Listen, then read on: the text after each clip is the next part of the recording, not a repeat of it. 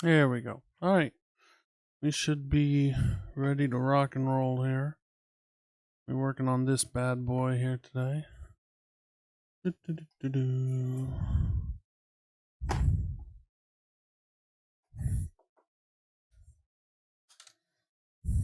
Today's going to be a lot of prep work on this guy.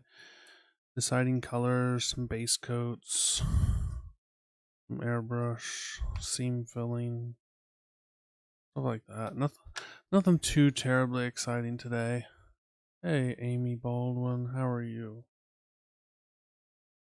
You staying safe during all this craziness?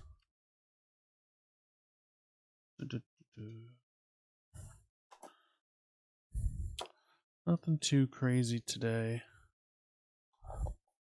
This is it's really hard to understand the scale of this guy. Like he's gargantuan. Like, okay, here's a regular size fig. Like on the website thekitchen.com. What? They say medium 20.5 ounces. What the world? My Google just my Google stop. What the heck? Ounces, about 2.125 ounces per egg. Extra large. My Google is going nuts all of a sudden. 2.20 ounce per egg. What in the world? I don't know. My Google just started going nuts. Oh, your job shut down? That's no good. That's the first time I think I've ever had it do that, where it was like, I'm going to start telling you all about eggs. Like, I don't know. That's strange. That's very, very odd. So, yeah. Oh, Disney. Yeah, I think you'd mentioned that before. Do they have plans to reopen, or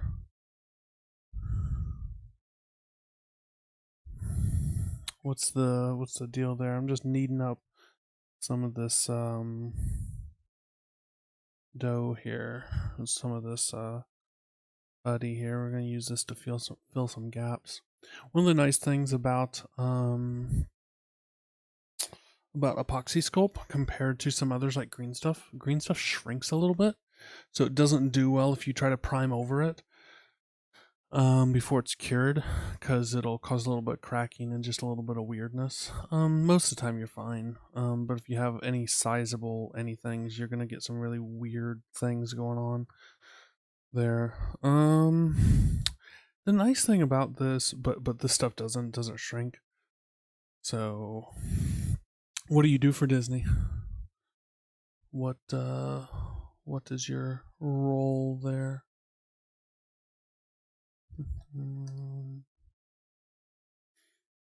Okay, I'm just getting all the tools I need here for this. Luckily, the gaps aren't terrible on this. So the nice thing is a lot of these gaps can kind of come off as scales, so we don't have to do too terribly much. But well, I don't want to spend all this time painting it and have it just, be like, oh look, there's a giant gap there. So we'll see. I'll definitely be doing some gap filling. There's the size. I mean, he's just massive, guys.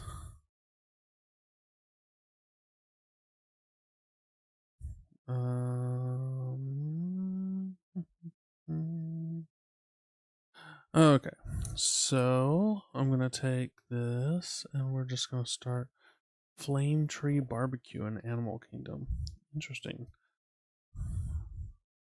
So I've only been to Disney once, and it was just absolutely ages ago. You know what? I'm debating on whether I'm going to use this for all of this. It'd be just so much faster to hit this with this stuff. I think we're about to do that.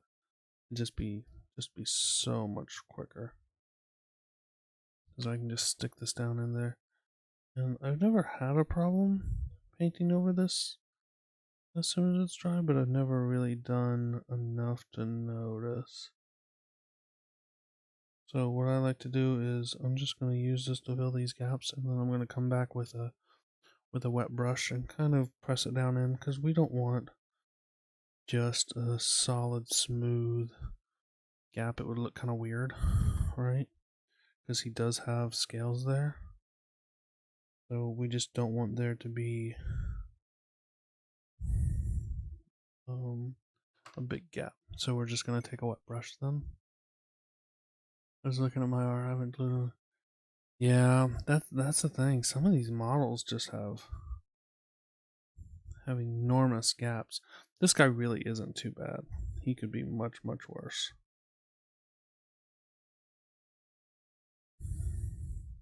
And a lot of this just came down to how much prep time I wanted to spend before I got to this point. I was like, if I have to sand and make him fit perfectly good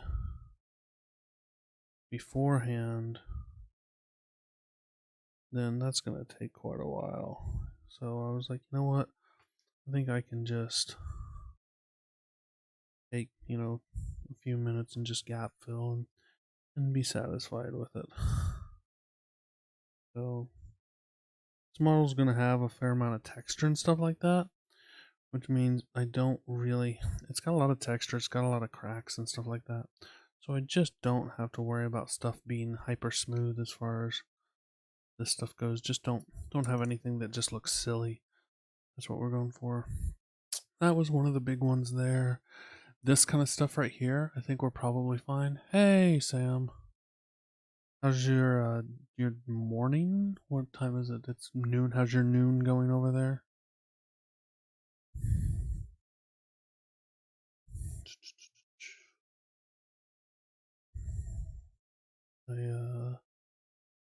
Yeah, this guy doesn't have too many, but there's just a few places that he really needs it. There's one on the belly here that I'm definitely gonna get.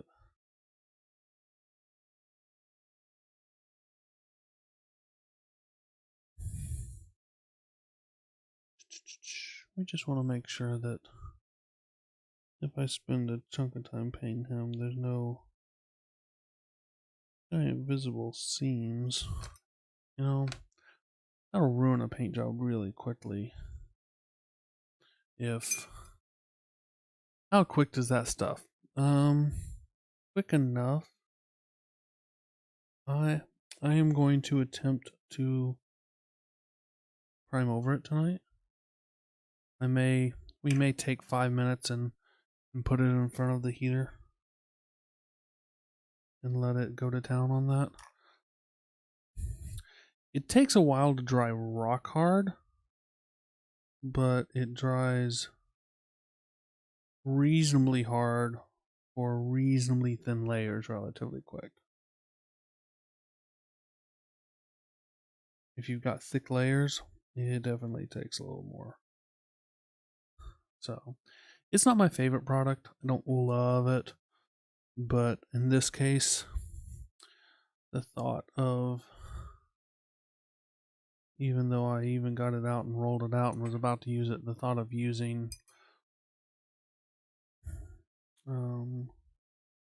the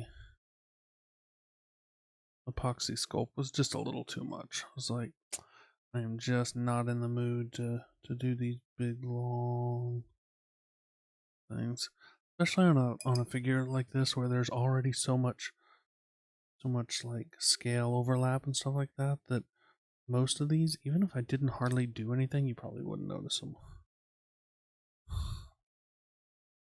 So there definitely should be some painting. So he's already been scraped and glued and all that, so you don't have to worry about that kind of stuff, at least. I'm gonna hit this something down in there. Looks like a bigger gap.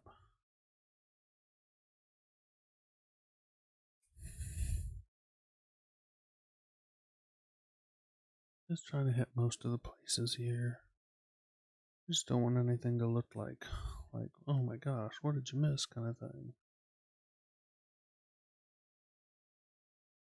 The contest pieces look great, like just so impressed with everybody. Like,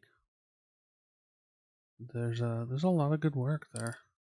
I was super happy with what people turned in. Some people really went all out. Some people did really simple, and I don't think there's anything wrong with either one of those. Yeah.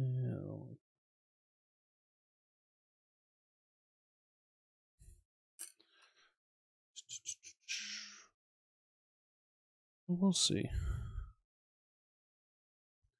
far as whether or not I do another contest, we'll just have to see. It's a lot of work to organize it, to do it.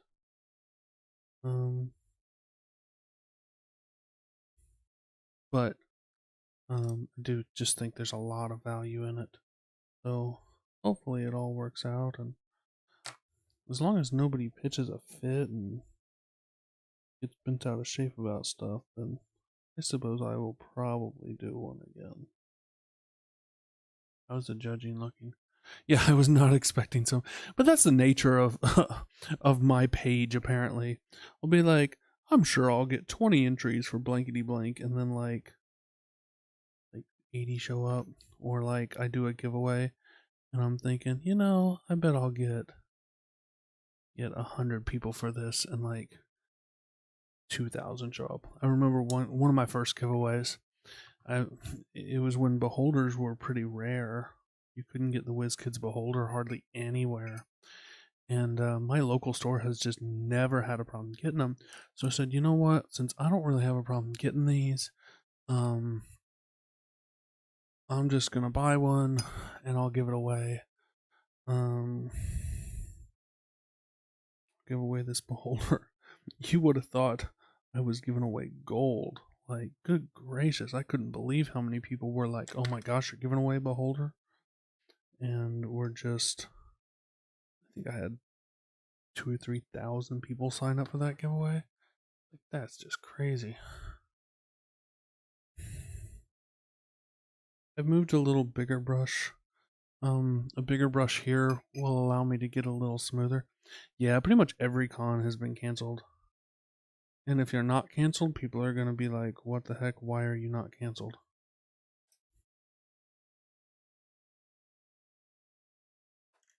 So, yeah, there's a lot of people doing online contests, which is good. So, there's not really a lack of online contests. I will say, though, some of the online contests are just not as good as others. Like, too many of them I joined for feedback and then got no feedback. And I was like, well, there goes the reason that I joined. Like, I knew I wasn't going to win.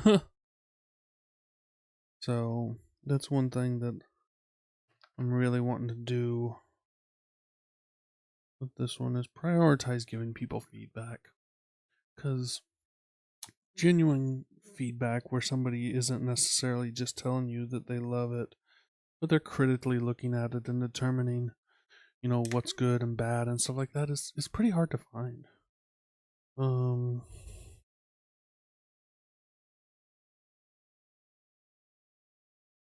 It's also, just so people realize, a fairly risky thing for me to do as a content creator. I risk alienating.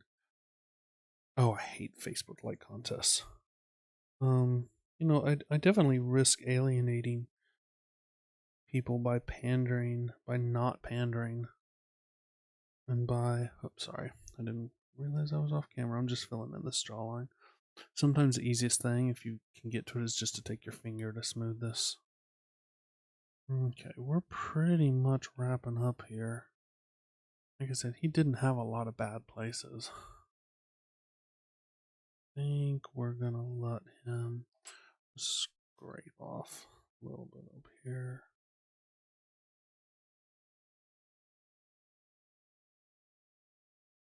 This stuff scraped pretty easily, but since I decided to do this on camera, it scrapes pretty easily when dry. But since we're going to attempt to paint this in a moment, I'm going to put this over here and put him in front of a heater here for a moment. And that should significantly speed up the dry time here on this, hopefully. 1 second, guys.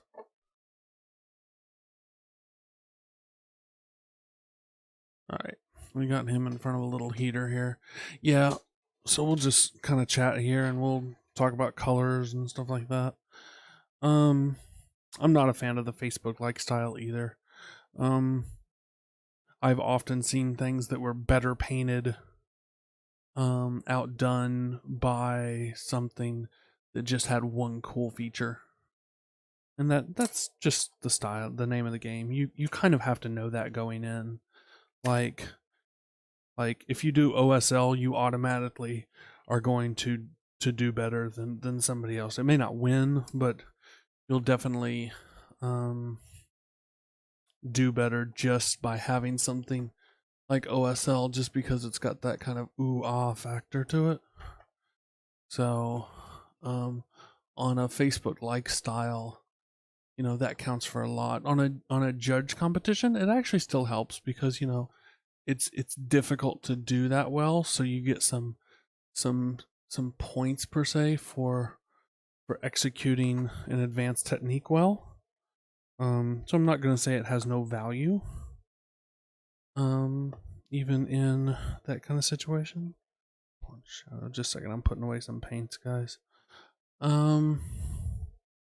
But it's definitely I'm missing a paint. I am missing a paint. Wow. Sorry, brain fart. So yeah, Facebook likes, not a fan. Just doesn't do it for me. What's everybody working on right now? What's your big projects you got going? Let's check out the air compressor here. I think we are going to prime this sucker. Anybody have a color they want to see this big thing? I've been going back and forth and back and forth and back and forth. Yeah, that's the goal, is that you get feedback and you learn something. You know, I'd hate. I remember one of the pieces I did for a contest that I was so excited to do for this contest, and the feedback I got on it was just like super generic. Like gosh, what even was it now? I'm trying to remember. It wasn't quite needs more contrast, but it was just like need more depth of colors or something like that. And it was like, okay, well, can you explain what that means? Because in this context, I'm not really 100% sure. While this is drying, I'm just getting out the stuff to prime this guy. I noticed my airbrush has a little bit of paint splatter on it, so I'm just taking a second to this just acetone on a paper towel. See this paint here? Look at that. That's been dried probably for a month on there. Wipe right up. Acetone is your friend with model paints and cleaning stuff. Nothing works as well as acetone, as long as it's not plastic. Alright. And you can still get acetone now, which is nice. You can't get IPA really, which is a problem. Mixing a little bit of airbrush cleaner here while I'm talking. What color do we want them? Somebody give me an idea for color. I'm thinking red. I don't know if I've ever done a red dragon. I don't do a lot of dragons in general though. Grim Talon and a bunch of Rockies. Those Rocky models are so great. Like, I think I'm gonna turn mine into Christmas ornaments.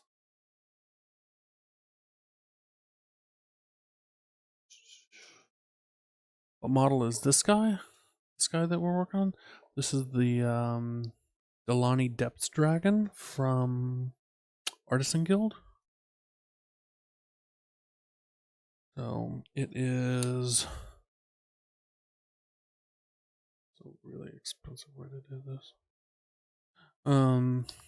It's a great model.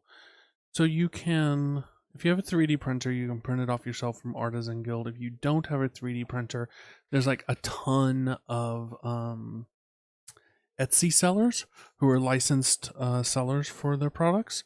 So what you do is you go to Etsy and you type in Artisan Guild, and you'll find people who have all their different prints available to sell. I'm thinking red. So let's start off with kind of a rust colored primer.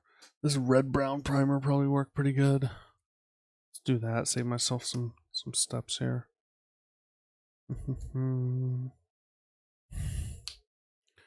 If you're not using Stynile Res Primer, you're crazy. Like, it's just pretty obviously the best. Like, very, very much so. So let's do red with like a cream colored underbelly. Sure. So kind of a classic color. Do that. A lot of this has, the heat made a lot of this set pretty quick. Just looking to see if there's any gaps that I didn't catch. I think I'm happy with this for what it is. Best thing since sliced bread, no lie. Alright, we're going to be airbrushing a little bit here. I do not normally set up an airbrush station. I like to run with scissors, so to speak.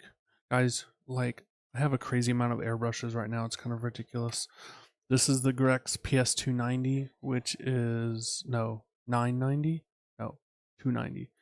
Which is, got huge wide coverage, and I love, it'll be perfect for doing this dragon. Or not Grex, that's the GSI PS290. Trigger style. This is the Grex TG 100 TG3. Sorry, TG3. It's got a custom grip on it that I really like. This thing's great. Sotar Slim. No. What's the word? No cap here means you can get in really close and you're not obstructed. I don't know that I would get the no cap again. I don't find myself using the particular like need to get in really close that often, and it's a pain in the butt only having like 2 or 3 drops worth of paint. So I don't know that I would get this again. The Sotar is a super reliable brush. My only criticism is I find that you really need to do super proper technique not to get it to paint splatter, or you constantly have to spray off, which is just what people have come to do, but it really slows me down when I'm like spray off, spray off.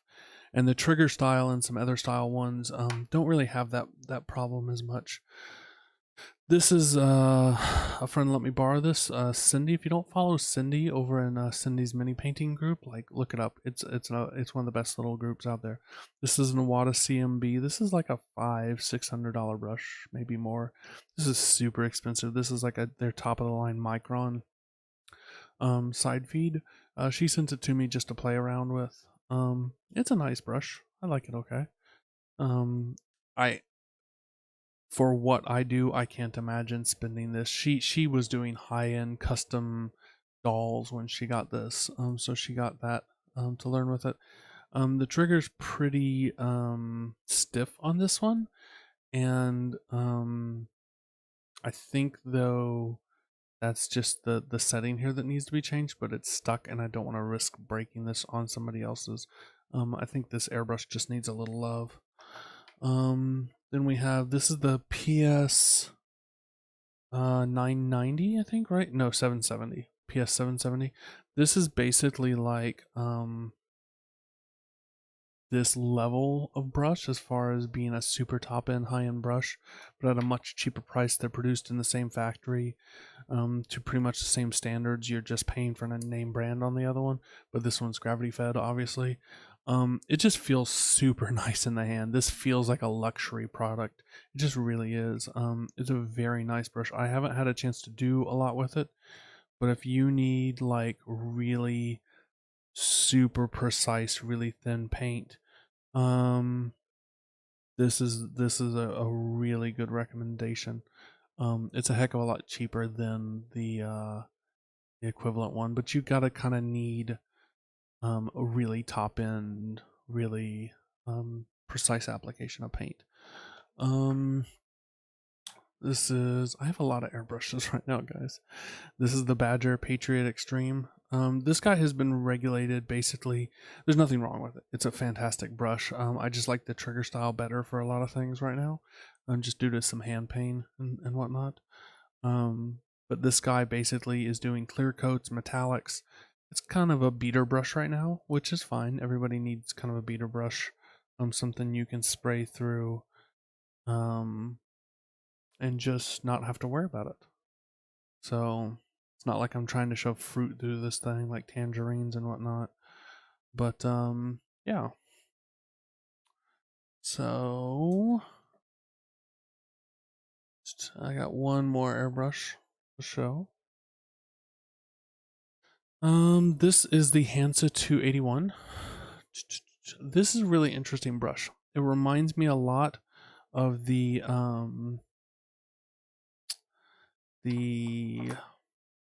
Sotar 2020. It's got kind of the same feel.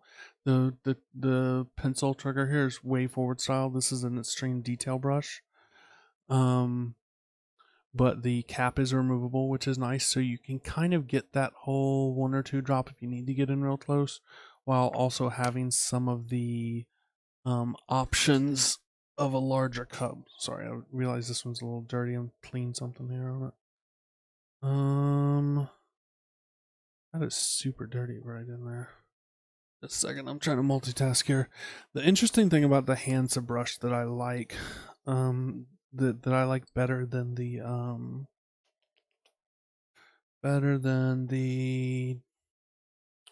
Sotar 2020 is the Sotar 2020, or sorry, the Hansa brush. You don't push down and pull back. All you do is pull back. So it's very much almost like a trigger style brush.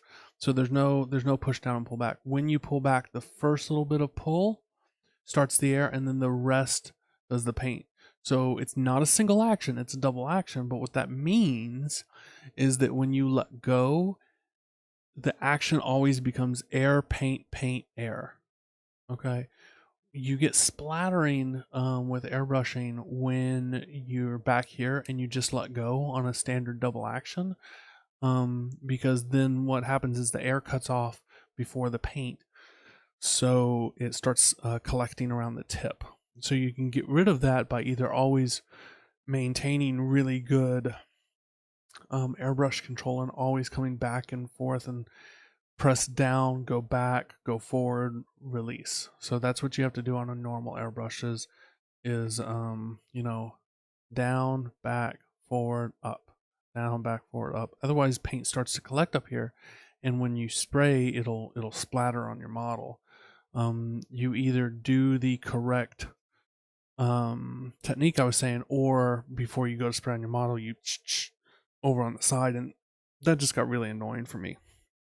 So the Hansa doesn't have that issue because of the different style of trigger. It will always do paint in the correct order. I'm just trying to clean up. Like, I don't remember putting my airbrushes up this dirty. Like what the heck did I do last time I was using this brush? Like, I don't know what I did, but it looks like it's covered in like tar. It's weird. So I'm just trying to give this stuff just another moment to set, and then we're gonna break out PS290 there. That big gun style airbrush, and do that. It just has, it's by far my favorite way to prime. Like, just lays down such beautiful coats on wide areas. It's just kind of crazy. There's just no reason not to use it. Like, yeah. It's basically become a brush just for priming, which is nice because I don't have to worry about priming getting in anything else, stuff like that. So, and it's a trigger style, which is super nice. I really like the trigger styles. Some people don't. Some people are crazy. Like Australians. Australians are totally crazy.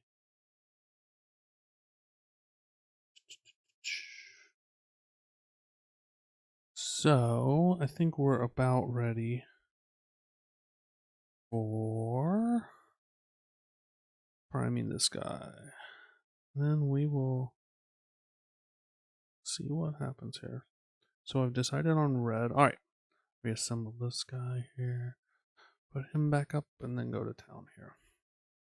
I think he just needs a good soak or something. He's still looking a little worse for wear. What in the world did I do to him?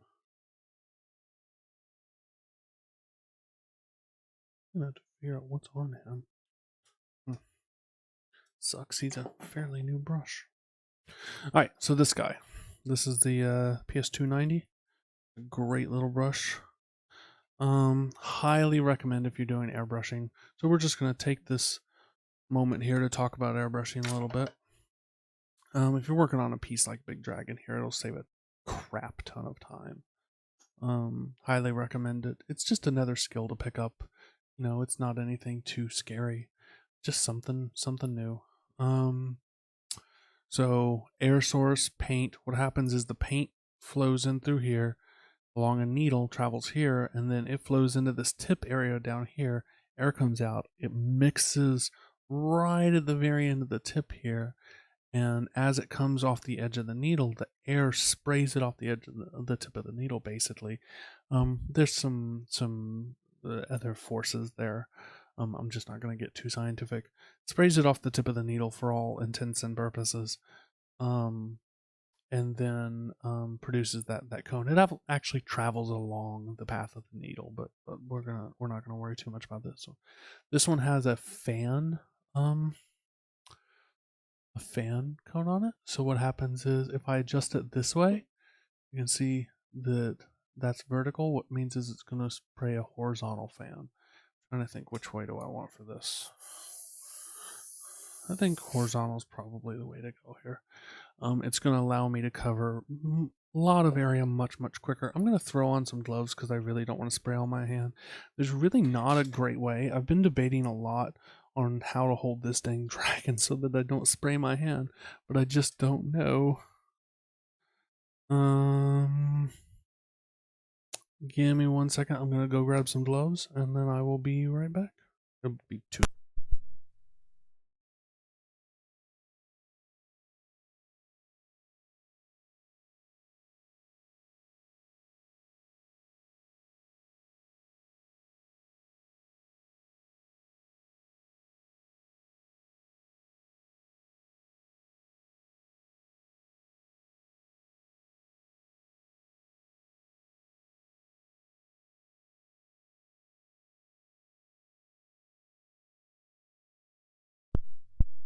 So Amy, you like the trigger style? What trigger style do you have? Do you have a Grex or is it one of the?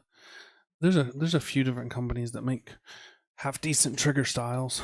Iwata has the Neo. They also have I think 1 or 2 other ones. And then gosh, there's one company I've never actually used an airbrush from. They're popular. I'm trying to remember who they are. What's that company? Talon? Pash. I think Pash. Iwata TR1. Yeah. Do you like that? I've heard mostly good things about it. The only problem with the Iwata TR1 is you can basically get the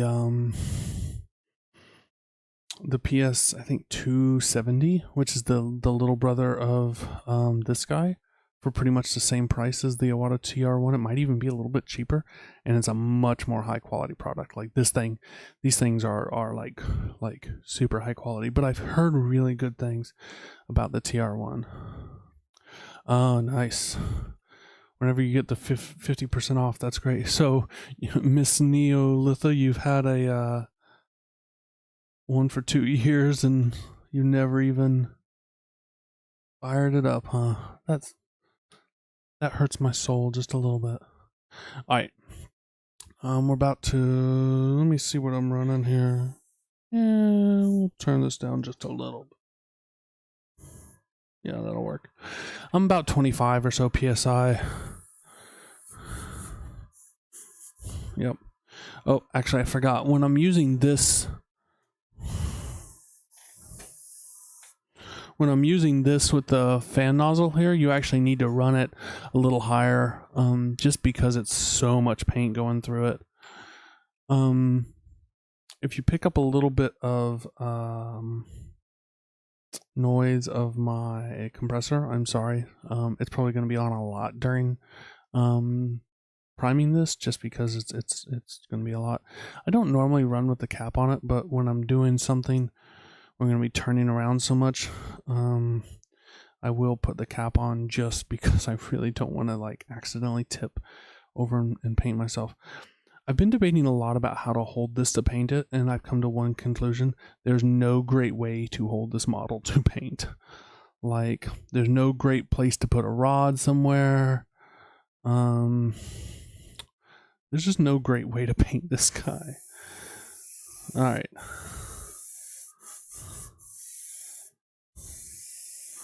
Oh. So you can see this does just wide coverage. Look at how fast I'm gonna get this done.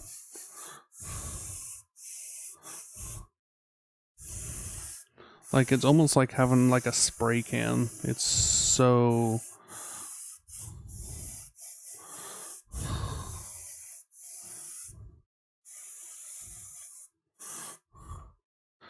The Sotar. The thing about the Sotar and any other low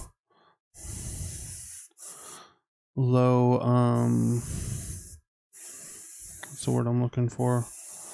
Small nozzle size gun, detail gun, is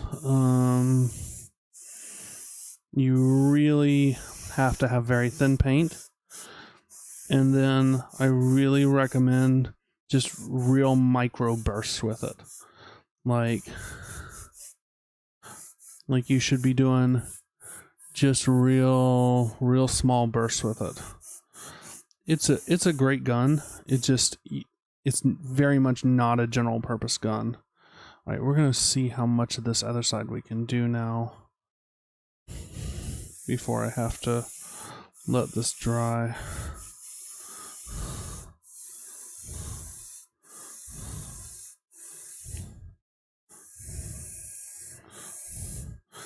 I'm just trying to generally get some paint down here, and then we'll come back and figure out where I'm going to have to hit more. This is approximately 5 million times faster than doing this by hand. Tip dry. I'm not going to lie, I rarely get tip dry. I don't know if it's because of the area that I paint or whatever. Tip dry is just not a common enemy for me on any of my brushes.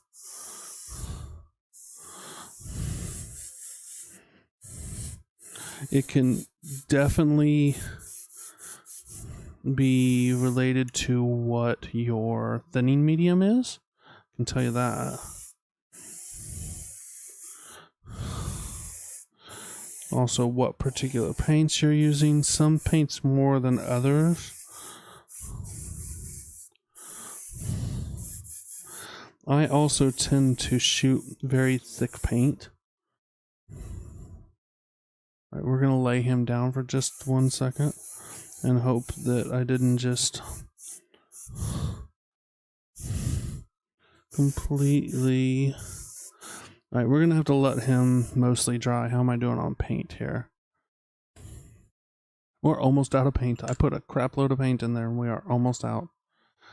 And we're going to keep this sealed up for a second and put him back in front of the heater here for just a few minutes. That way I can at least get a sense of how dry, of where I need to put more paint on him. I've actually never used Badger's Minotaur line for anything other than their ghost tints, so I don't know how they fare. The ghost tints are okay. They're a little strange at times. I would expect them to be good, but I don't know. what were you thinning, or even now, what do you thin with? If it's just water, that's probably true. If it's alcohol, that's probably true. It just really depends.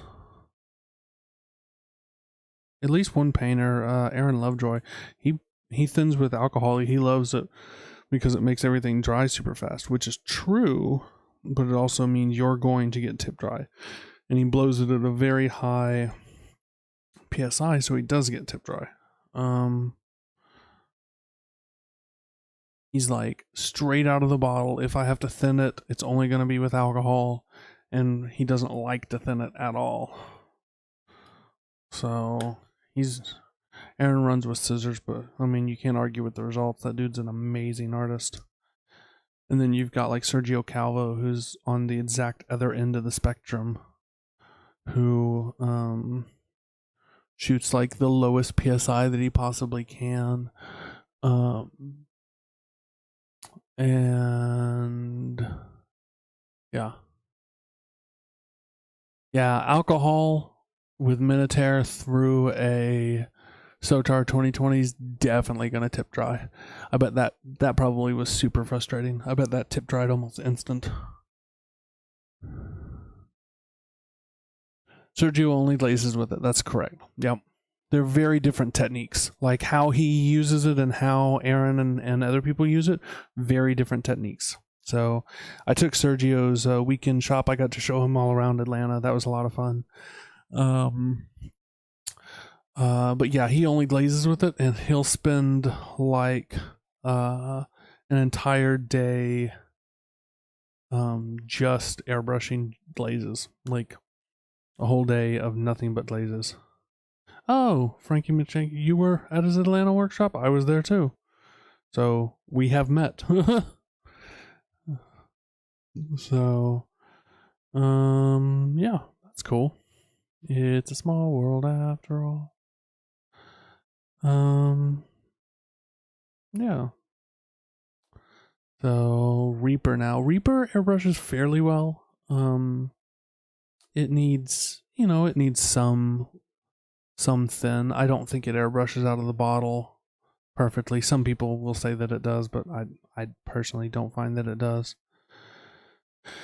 Yeah, we're gonna have to give at least one more coat on the dragon here in some places. And he ate a lot of paint. He's a big old boy. He's hungry for something. I think he's about ready. That's the nice thing about this Stynile res is this stuff dries super quick, especially in front of a heater. I mean, everything we just did is just dry, so I'm gonna suit back up here. And we will paint some more with the airbrush. Alright. This is Stynile res through the GSI PS290. I'm at about 40 PSI, probably 45, somewhere in there. You really need to be somewhere around there for this style of nozzle, because it's the fan nozzle, but the fan nozzle allows me to cover a lot of area very quickly.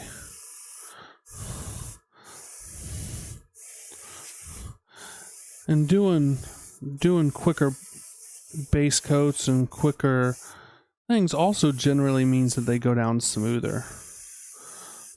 So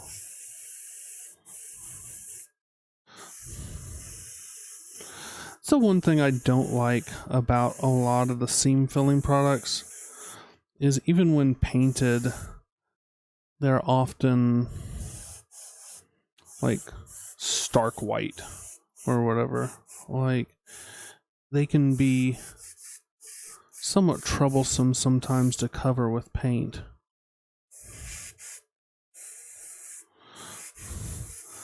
Trying to get down deep in these scales. I've been debating if I want to do, like, as step number 1, just a really dark wash all over him, even though a lot of that's going to get covered up, just so that I make sure, like, all of his texture and all of his scales have something. I haven't decided yet. We're just airbrushing.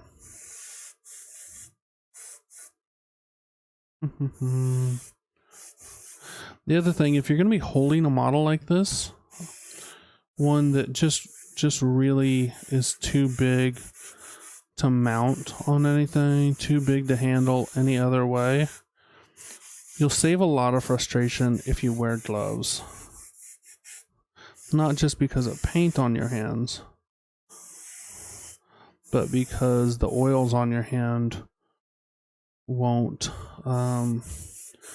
interact. And also, for whatever reason, even though it doesn't feel like it to me, the gloves are apparently less abrasive than our actual skin. We are getting close here.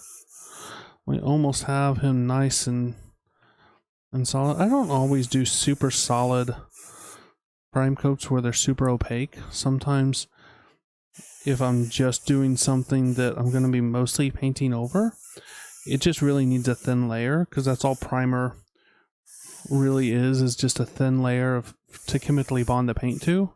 But in this case, where it's also a lot of our first base coat, he really does have a lot of deep crevices. That's what she said.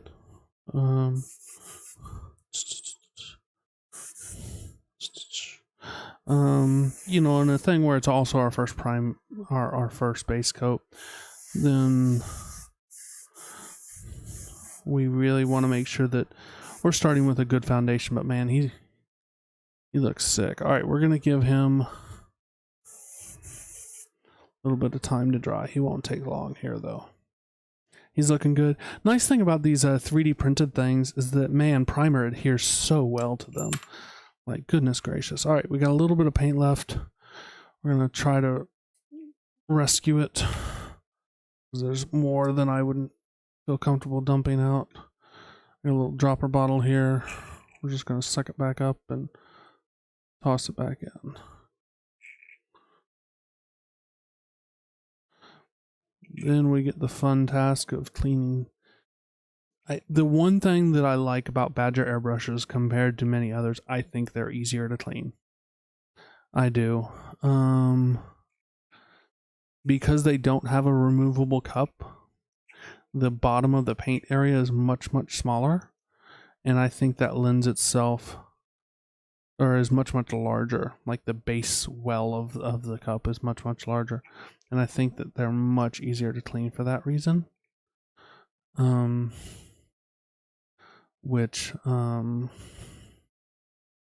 This is just a little airbrush cleaner. This is Windex. No, this is windshield wiper fluid, water, and isopropyl alcohol. We're just going to clean up while that's drying. This is just primer. We don't want to leave primer in here too long. If it sets up, it's just a pain to get off, get out. So we are just going to do that.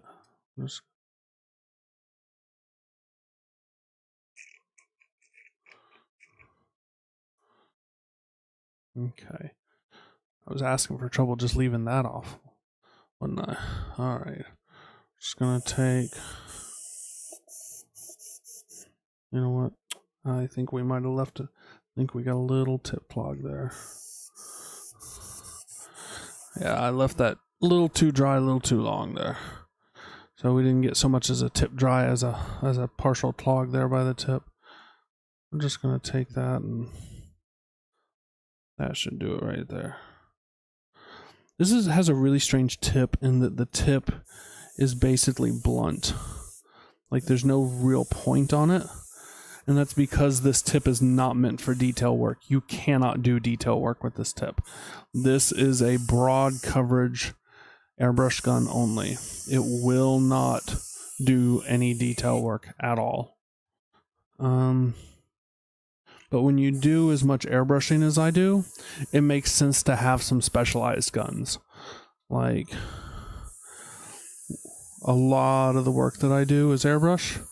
So having a gun that's really just primer, but does priming super well, makes sense. You know, if you don't do a lot of airbrushing, you don't need that level of specialization. So, but for me, I've got a detail gun, a metal spraying metals gun. I've got a general purpose gun. I've got several different of these things depending on what I'm going to be working with. Okay, what else we got here?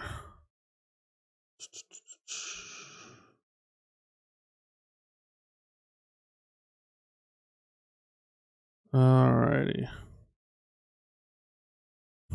Alright, let's take a look here. See what we got going on. Alright. So this is where we've got to kind of decide what the next step is here. Oh man. I'm rushing this just a little too much and we nicked our primer just a little bit. I don't think you'll ever see that though. Let's go ahead and just paint a little bit of the primer on. Just gonna touch this up with a brush. It'll dry almost instantly. There we go. Hoop. There we go. We just had one little nick.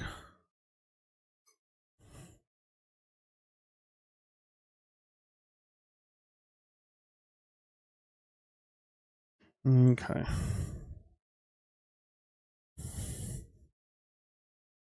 Alrighty.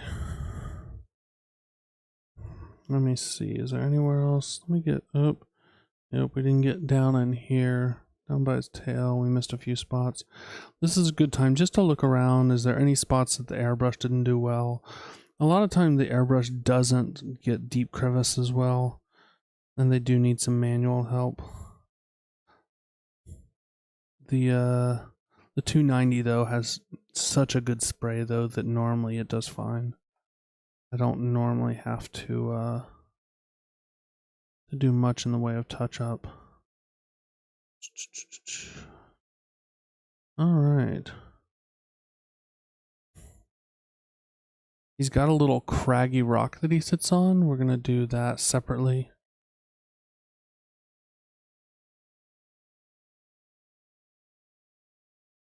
So yeah, you know what? I think what I want to do is go ahead and lay down a coat of red and just kind of get a feel for the tone here. Let's just see what it looks like with kind of his overall body red and kind of the underside kind of an off-white, and just get a feel for it. And then this is what I refer to often as sketching in the tones, just to kind of see, do we like that? Is that the direction we want to go? Yeah, so all we're going to do is take the Grex here and throw some red in here. We will do some, let's do a real bright red. Ooh, that cap came off. I'm using, this is the Monument Pro Acryl.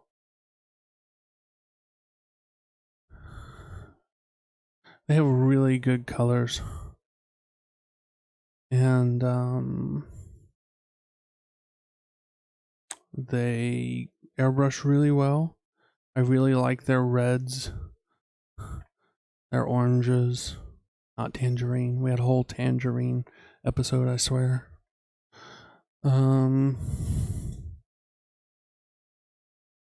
Yeah, so I like the reds a lot. I like their off-whites a lot. They're good paints. They're some of my favorite paints. Reaper is also excellent quality paint. Move some of this stuff out of the way here. You've got a craggy little rock you set on? That's fun. Whenever you're mixing paint in your airbrush, make sure, I really recommend if you're starting off that you don't mix it in the airbrush, that you mix it in a separate cup and then put it in. But if you're up to mixing in the cup, you really want to take a look and make sure that whatever you've done for your mixing doesn't make it at all grainy. Sometimes if you're not careful, you can have a bad reaction with your paint and you can all right. Oop. Well, that certainly mixed. Alrighty. All right, we're at a really high pressure still. We're gonna knock that down some. I'm gonna be around 20 pressure, and again, we're only gonna come from the top, and we're just going to kind of get an idea of what this looks like. We're gonna try to avoid getting it in those deep recesses. Man, that's splattering something bad. Weird.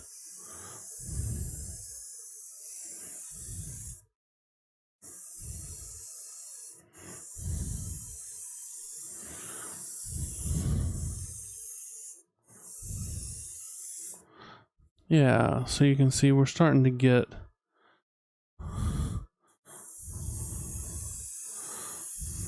so I think I like this.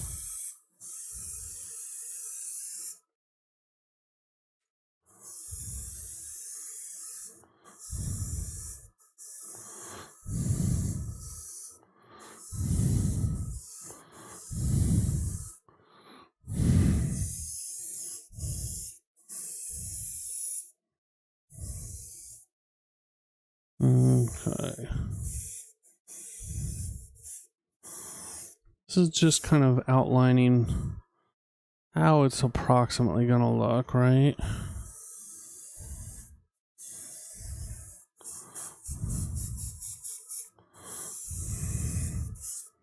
Okay. And then we've got to kind of come back in and we're going to decide where we want our off-white to go. Okay. So what we got to do now is we got to kind of get most of this red out of here, unfortunately. Because it is not going to play nice with off-white. That would be bad. So I'm spraying it out underneath my desk right now. This is where I normally spray things out. I've got a little fan under there that just kind of captures everything.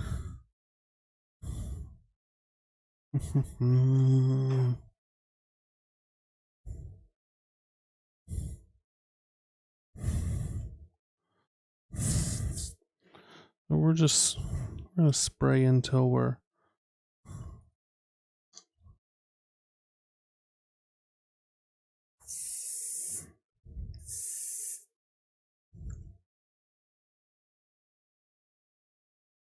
okay. A little backflush. There's one artist out there who says that backflushing will ruin your airbrush. Whatever. Like, yeah. Virtually every artist does it. Many for a very long time without any kind of issue. I would not worry about that. Red can be hard, yeah. It's difficult to make it look bright and still be red sometimes, but you know, we'll talk about that when we get a lot closer. We're definitely gonna take it more in the yellow orange direction than the pink direction. So I'm thinking fiery. This is the Delani Depth Dragon from Artisan Guild.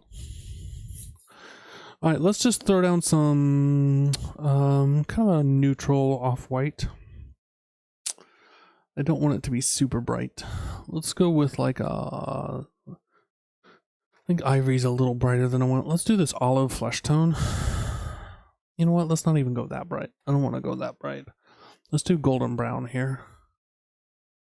And we're really not. We're gonna pay a little bit closer attention this time than last time. But we're not really going to be caring if we overlap here because we're just trying to get a sense of the scope here. Do we like it? And then if we do it right, it will definitely make it so that there's less to do. If we don't just go nuts with the overlap. All right, I think we got a color that I'm mostly happy with. All right, so we're just gonna kind of, we're coming in here.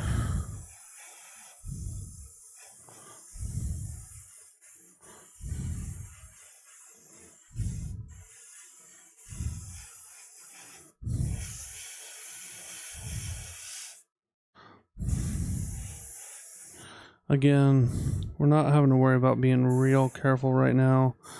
I'm just trying to decide where the colors I want them to go. I think I've decided, I think I am going to throw some washes on this after the initial airbrushing stage. I'll need to do some work re-airbrushing them afterwards to bring some stuff back and do some brush work, but I think it's going to help get the depth that we want in a cheap way.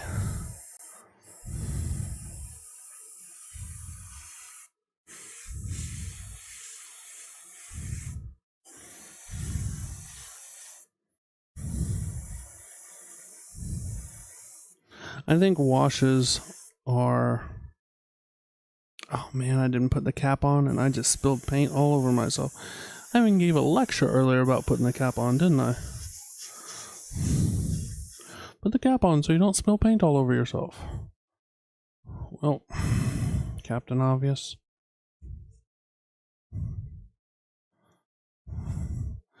Where'd my cap go? There's my cap.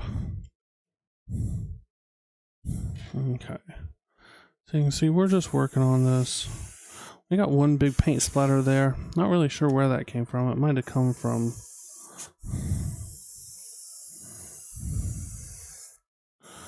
But again, that's not real important. We're just getting stuff down. I think he's going to look pretty classic red.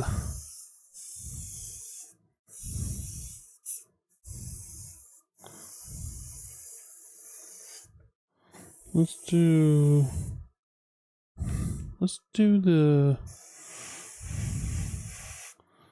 some of his leg stuff. There we go. I'm just kind of mapping out. There's not super clear visual indicators on this guy where some things should stop and others should start, so having to kind of roll with it. And there's a few places that it's like, oh, that's definitely, you know, underbelly, and that's definitely scale. And some of it's a little less defined, so we're kind of working our way. Alright, so I think that's going to be up.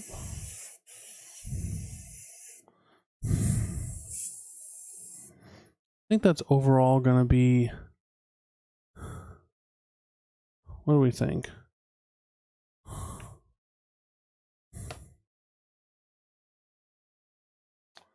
I think I like that for colors. Okay.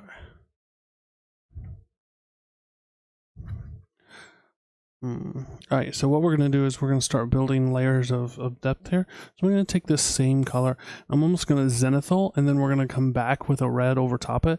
And the red's so transparent that it's going to really cover that and just add some brightness here. So this is that same thing I was putting on the belly, but now I'm just doing a real light, just trying to catch some edges, and then what we'll do,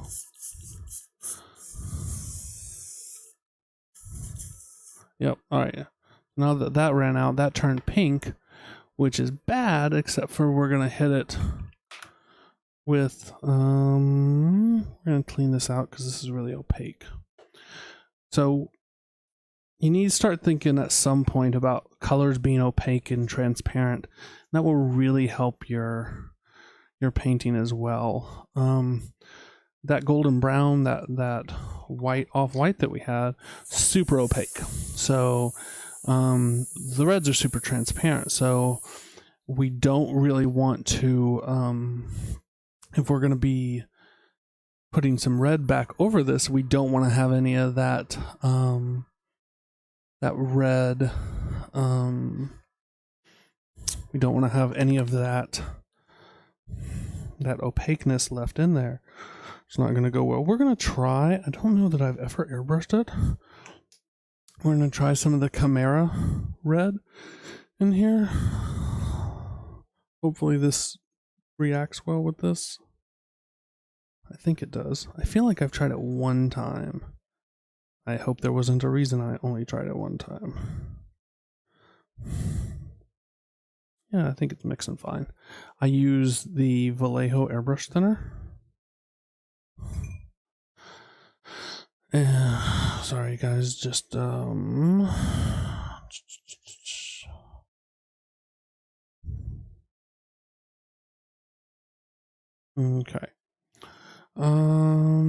I use the Vallejo airbrush thinner. I like it best. I do not like the flow improver. I think it just does not do well.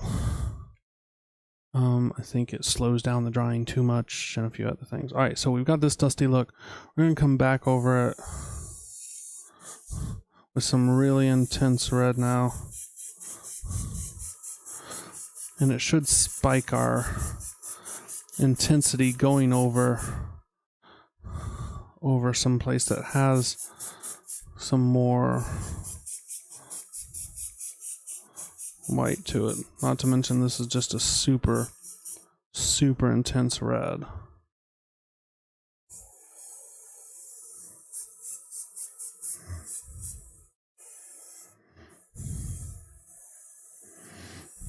Yeah.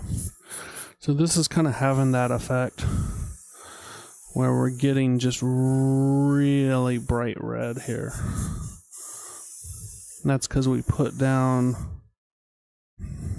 a lighter color first of that that color down. All right, so we're starting to get some interesting tones here.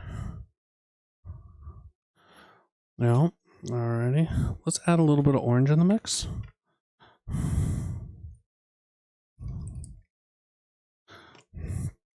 And this is almost like Zenithal highlighting here. What we're doing, we're not really focusing too much on details yet. We're just getting some overall things established, and then we can come back in, start cleaning it up with brush and washes. And the nice thing about kind of these animals and stuff like that is, as opposed to like an armor or something where things need to be really nice and tidy and neat, is, you know, if things kind of blend together a little bit across areas of the mini, it's a good thing. Like, it looks more natural than having these like super clear cut defined areas. All right, I've got some orange now. I've got some orange. Come on, orange. There we go. All right. And this is going to take a little bit of the intensity of our red off, because the red is super intense, but it's going to make it a lot more interesting.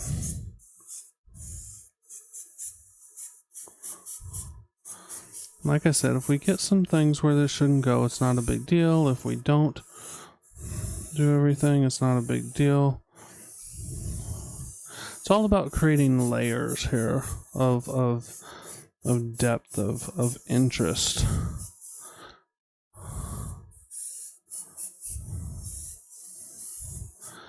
Making it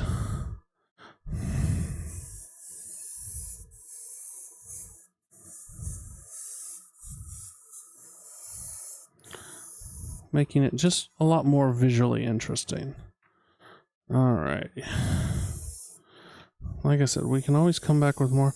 We're going to do one more kind of in our pre-highlight step here, we're going to go to a really intense reddish yellow, which is the warm yellow here. Yeah, we'll definitely be pushing up to there. This is just all kind of, I'm hesitant to call it pre-shading, but that's really what it is. Like, there's going to be so much brushwork and washes and on top of all of this. We're going to lose a lot of this. But the thing to remember is a lot of the colors we're going to be using with are so transparent that we're going to see a lot of this come through, just making it a real variety of tones that we wouldn't if we just started and we did base, wash, stuff like that. But by working up and then kind of back and forth, and you'll see what I mean as we progress. This is what I tend to do on higher end pieces.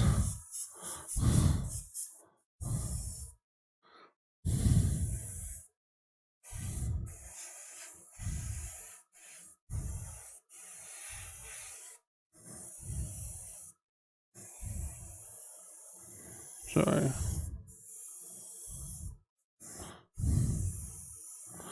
All right. So the problem we're having now is that because we've done so much kind of broad area highlights, moving up through orange, what started out orange and yellow, what started out as a red dragon has most definitely become an orange dragon. And that's fine because we're going to do a lot to darken it back down. Okay. All right. So this is where we kind of are right now. And I think I'm going to let all these airbrush layers get nice and hard and cured, because if I mess around with them too much, these are so thin they'll start to wear off. Okay. So we're going to let them cure. I think that's going to be it for the night. And this will be the project that we do over the next probably week or two. We're not going to do it all in one go here.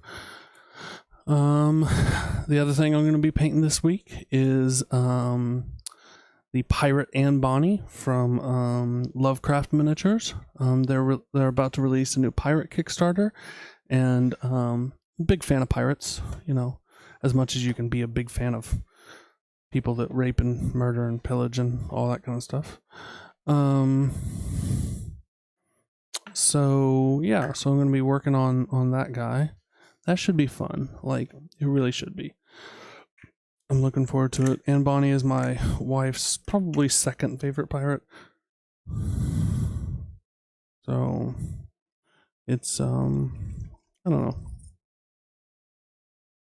What night do you think I'll do the pirate? I don't know if I'm going to paint the pirate on cam. We will have to see. I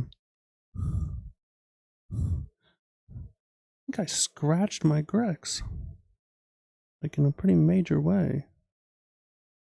Nope, it's just paint. Ooh, it's like, man, I took a gouge out of that sucker. If I do Anne Bonnie, it will probably be Friday and Saturday. I'll tell you what, I'll do some of it at least. Ian Lovecraft had wanted me to do some of it on camera anyway, so I'll definitely do some of it. She's another printable miniature. I really like Ian's style on a lot of the miniatures. Because they don't they're a good mix of detail and broad surface area. One thing I don't like about some miniatures is when it's like detail overload. Like, I don't want 27,000 belts, pouches, buckles, all that crap to paint. Like, that doesn't bring me joy. Like, I want something that looks like it's somewhat realistically done as far as clothing and stuff. Sorry, I'm just cleaning the airbrush right now. It's somewhat realistically done, and that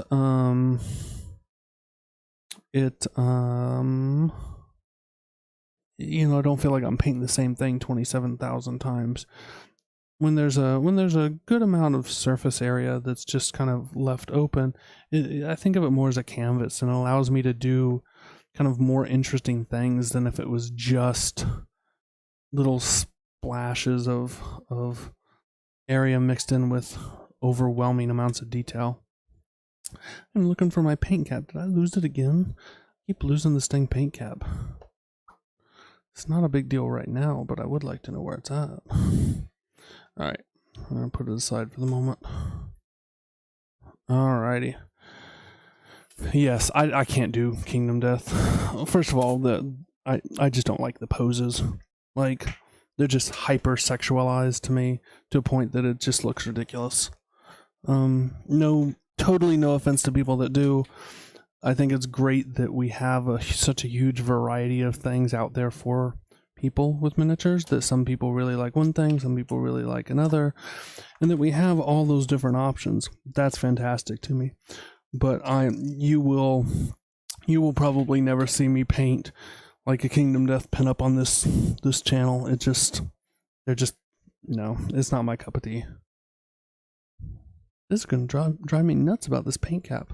It's probably somewhere dumb, too. Like, probably sitting on top of something. I'm staring right at it. Alright. Alrighty, folks. Questions, comments? Anything you'd like to know before I hop off here?